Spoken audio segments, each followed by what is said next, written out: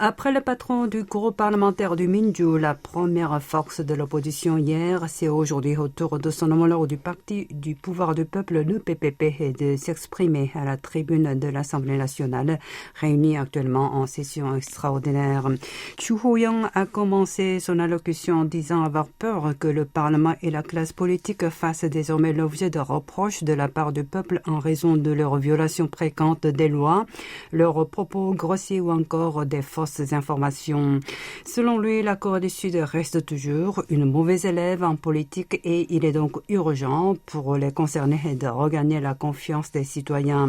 Le chef des députés de la formation présidentielle a alors tenu à lire point par point le code éthique des élus avant de pointer du doigt le Minju qui, selon lui, est à l'origine de la défiance car les membres du parti de centre-gauche prétendent qu'ils ont toujours raison et les autres ont tort.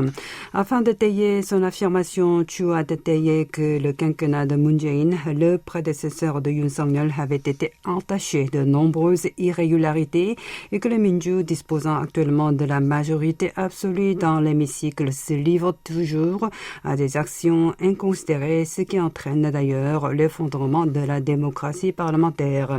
Le numéro 2 du PPP s'en est également pris à son chef Lee Jae-myung qui, selon lui, persiste à dire que les enquêtes du parquet sur lui sont synonymes de répression politique alors qu'il est soupçonné d'être mêlé à de multiples affaires de corruption et d'ajouter que ces accusations portent atteinte au prestige de l'Assemblée nationale.